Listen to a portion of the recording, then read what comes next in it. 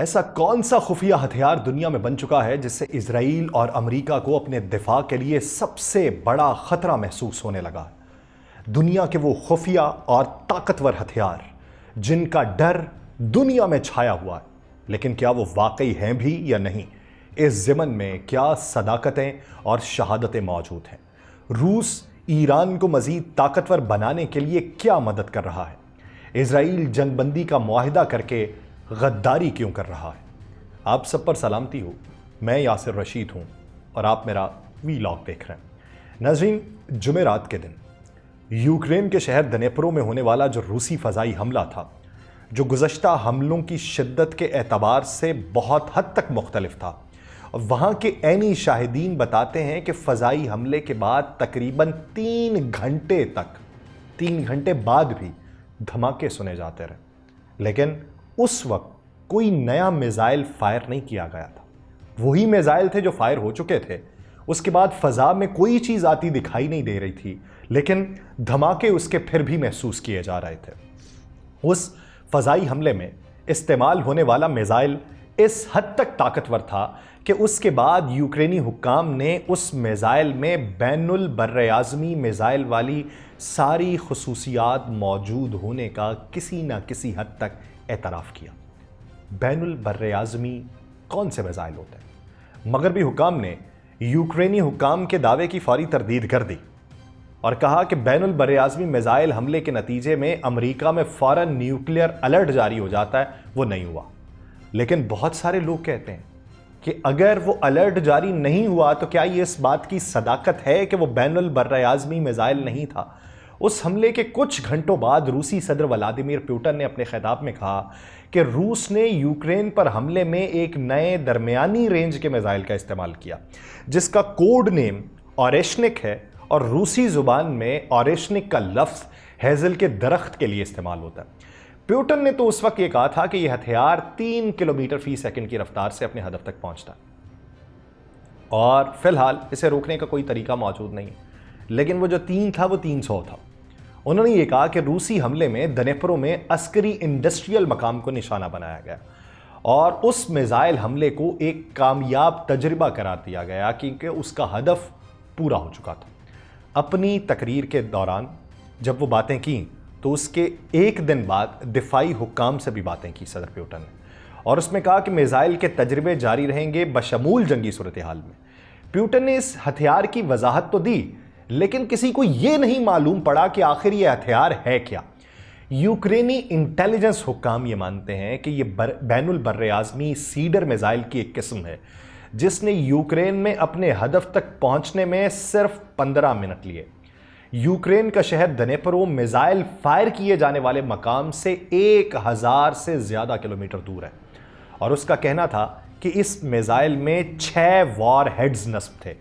جس مقام کے اوپر روسی فضائی حملہ ہوا وہ دنیپرو شہر کے جنوب مشرق میں واقع ایک انڈسٹریل علاقہ ہے، اور اگر صدر پوٹن کی بتائی گئی میزائل کی خصوصیات درست ہیں تو اوریشنک میزائل کا شمار ہائپر سونک میزائل میں کیا جا سکتا ہے، اور کسی بھی میزائل کی رفتار اس لیے اہم ہوتی ہے کیونکہ جتنی تیز اس کی رفتار ہوگی اتنی ہی جلدی وہ اپنے ہدف تک پہنچے گا، اور اگر میزائل برق رفتاری سے اپنے ہدف تک پہنچے گا تو مخالف عسکری قوت کے پاس اس کا رد عمل دینے کے لیے وقت بھی کم ہوگا۔ ایک بیلسٹک میزائل اپنے ہدف کی طرف نیچے سے اوپر اور پھر اوپر سے نیچے کی سمت میں بڑھتا ہے، لیکن جب یہ نیچے کی طرف جا رہا ہوتا ہے تو اس کی رفتار میں اوپر جانے والی سپیڈ سے زیادہ تیزی ہوتی ہے، اور یہ اپنے دفاع کرتے ہوئے ہدف کی طرف بھی بڑھتا ہے۔ اسی سبب میزائل مخالف نظام کے لیے اسے ہوا میں ہی تباہ کرنا تھوڑا مشکل ہو جاتا ہے، لیکن ان خطرات سے بچاؤ کا طریقہ نکالنا فوجوں کے لیے کوئی نئی بات نہیں ہے۔ لیکن میزائل کی رفتار جتنی زیادہ ہوگی اس کو روکنا اتنا ہی مشکل ہو جائے گا۔ اسی لیے صدر پوٹن نے اس میزائل کے بارے میں معلومات دیتے ہوئے خصوصاً اس کی رفتار کے اوپر کافی زور دیا تھا۔ ایک اندازے کے مطابق روس کی جانب سے فائر کیے گئے تقریباً 80% میزائل یوکرین نے روکے ہیں، لیکن روس کی جانب سے فائر کیا جانے والا نیا میزائل اپنی برق رفتاری کے سبب یوکرین کے لیے مشکل کھڑی کر سکتا ہے۔ اور روس سے تعلق رکھنے والے ایک ماہر عسکری امور نے روسی حکومت کے حامی ایک اخبار کو یہ باقاعدہ طور پہ بتایا کہ اورشنک جو ہے یہ ممکنہ طور پہ وہ نیا میزائل ہو سکتا ہے جس کو انتہائی خفیہ طریقے سے بنایا گیا تھا، اور یہ ایک درمیانی فاصلے تک مار کرنے والا میزائل ہے۔ وہ کہتے ہیں کہ ممکنہ طور پر یہ اورشنک درمیانی فاصلے تک مار کرنے والے روسی میزائلوں کی نئی جنریشن کا حصہ ہو، جس کی رینج 2500 سے 3000 کلومیٹر تک ہو سکتی ہے، یا پھر اس رینج کو 3 سے بڑھا کر 5000 کلومیٹر بھی کیا جا سکتا ہے۔ لیکن یہ بین البراعظمی میزائل ہے یا نہیں؟ یہ میزائل یورپ تک پہنچنے کی صلاحیت تو رکھتا ہے لیکن امریکہ تک پہنچنے کی صلاحیت نہیں رکھتا۔ اسی کے مطابق اورشنک میزائل یارس ایم کمپلیکس بین البراعظمی میزائل کا نچلا ورژن ہے۔ اس سے پہلے یہ اطلاعات منظر عام پہ آئی تھی کہ روس ایسے میزائلز کے اوپر کام کر رہا ہے کہ جو دنیا کو ورطۂ حیرت کے اندر مبتلا کر دیں گے۔ عسکری امور کے ایک اور ماہر دمتری کورنو نے روسی اخبار کو یہ بتایا تھا کہ اورشنک بنانے کی بنیاد مختصر فاصلے تک مار کرنے والے سکندریہ میزائل ہو سکتا ہے، الیگزینڈر میزائل۔ سکندر کا جو انجن ہے وہ بڑا ہوتا ہے اور اس کا تجربہ جنوبی روس میں گزشتہ موسم بہار میں کیا گیا تھا۔ اسی ماہر امور کے مطابق دمتری نے یہ کہا کہ ہو سکتا ہے اورشنک وہی میزائل ہو، اور عسکری امور کے ماہر ولادی سلاور شارگن نے روسی اخبار کو یہ بتایا کہ اورشنک میزائل کسی بھی جدید میزائل ڈیفنس سسٹم کو چکمہ دینے کی صلاحیت رکھتا ہے۔ ان کے مطابق نیوکلیئر وار ہیڈ کا استعمال کیے بغیر اورشنک میزائل کسی بھی محفوظ بنکر کو تباہ کرنے کی بھی صلاحیت رکھتا ہے۔ ایک اور روسی تجزیہ کار ہے جس کا نام ہے ایگور کوروچینکو، اس نے تاس نیوز ایجنسی کو یہ بتایا تھا کہ اورشنک میزائل متعدد وار ہیڈز لے جانے کی صلاحیت رکھتا ہے، اور یہ تمام وار ہیڈز ایک وقت میں اپنے ہدف کی طرف بھی لپکتے ہیں، اور اسی لیے میزائل انتہائی کامیاب ہتھیار ہے۔ سبلائن نامی کمپنی کے سی ای او جسٹن کرمپ نے اس کو ویریفائی بھی کیا کہ یہ میزائل یوکرین کے دفاعی نظام کے لیے ایک بڑا چیلنج بن چکا ہے، اور روس کے مختصر فاصلے تک مار کرنے والے میزائل اس تنازع میں یوکرین کے لیے ایک خطرہ بنے ہوئے ہیں۔ برق رفتار اور مزید جدید ہتھیار یوکرین کے لیے ان خطرات کی شدت کو بڑھا دیں گے۔ اب ایک ایسے وقت میں کہ جب Su-35 یعنی سخوئی طیارے روس نے ایران کو بھیجے ہیں، جس کی پہلی کھیپ ایران کو موصول ہو چکی ہے، ان کے ایکسپرٹس آ کے ایران کو اس کی ٹریننگ دے رہے ہیں، ایسے وقت میں اورشنک کی یہ جو بنیاد ہے یا اس کا یہ جو تجربہ ہے، اس کے بارے میں قیاس آرائیاں یہ کی جا رہی ہیں کہ اگر اگلے وقتوں میں روس نے یہی جو میزائل ہیں وہ ایران کو بھی فراہم کر دیے تو پھر ایران ان میزائل سے کیا کچھ کر سکتا ہے، اور ایران کے جو نئے میزائل بن رہے ہیں وہ کس حد تک خطرناک اور طاقتور ہو سکتے ہیں۔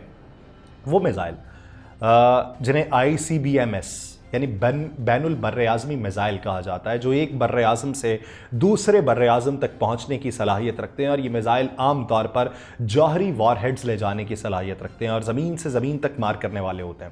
ایران کے پاس ایسے میزائل موجود ہیں جن میں شہاب 3 ہے، صافہ 1 شامل ہے جو کہ محدود رینج کے حامل ہیں، لیکن ایران نے 2020 میں اپنے قدس میزائل کو بین البراعظمی سطح پر بنانے کی کوششیں 2020 سے جاری رکھی ہوئی ہیں۔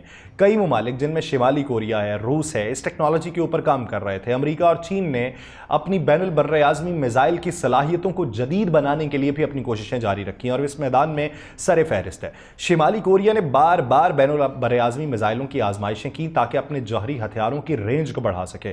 روس اور چین نے بھی اپنی میزائل ٹیکنالوجی کو مزید بہتر بنانے کی کوششیں کی، جس کے نتیجے میں عالمی سطح پر جوہری طاقتوں کے درمیان کشیدگی بڑھتی گئی۔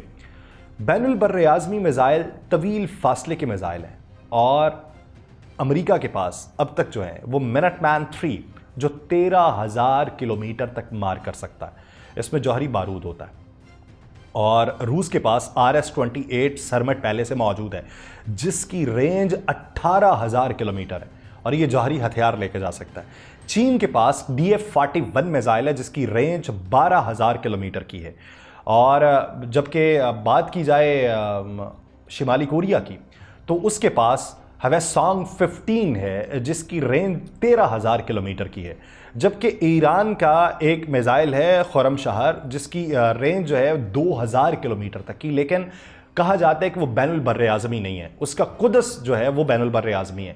ان میزائلوں سے بچنے کے لیے امریکہ کے اندر جو سسٹم ہے وہ بھی موجود ہے، ग्राउंड बेस्ड डिफेंस सिस्टम उसे कहा जाता है। रूस ने जदीद दिफाई निज़ाम भी तैयार किए हैं। चीन के पास भी A-135 है, जबकि दीगर ममालिक जो हैं उनके पास भी इस तरह के मिज़ाइल दिफाई निज़ाम मौजूद हैं।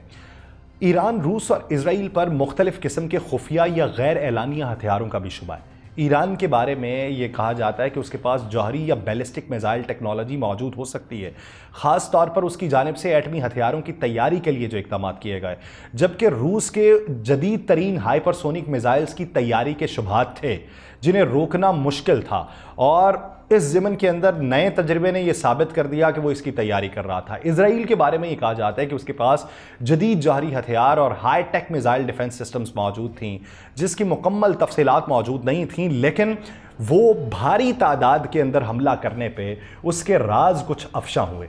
दुनिया में मुख्तलिफ ममालिक के बारे में कुछ खुफिया हथियारों के खदशात हैं, जिनमें जौहरी हथियारों की तैयारी, बैलिस्टिक मिसाइल प्रोग्राम, कम रेंज के जदीद मिसाइल जैसे ईरान पे शहाब 3 है, हाइपरसोनिक मिसाइल जो आम मिसाइलों से ज़्यादा तेज़ होते हैं, ये रूस के पास हैं। जदीद जौहरी हथियार हैं। इसराइल के पास गैर एलानिया जौहरी हथियार हैं, आयरन डोम सिस्टम है। शिमाली कोरिया के पास जौहरी हथियार है और बैनुल बरआज़मी मिसाइलों की सलाहियत है। ये ममालिक अक्सर अपने हथियारों की तफसीलात को खुफिया रखते हैं ताकि आलमी बरादरी में अपने फ़ौजी प्रोग्राम्स को छुपाया जा सके, लेकिन रफ्ता रफ्ता जंगों में जो राज अफशा हो रहे हैं, ये आने वाले दिनों में दुनिया को वर्ताए हैरत में मुब्तला होने के लिए भी वक्त नहीं देंगे कि दुनिया वर्ताए हैरत में मुब्तला हो रही होगी और ख़ात्मे की तरफ गामज़न होगी। वक्त करीब है। मुझे दीजिए इजाज़त। अल्लाह ने के बाद।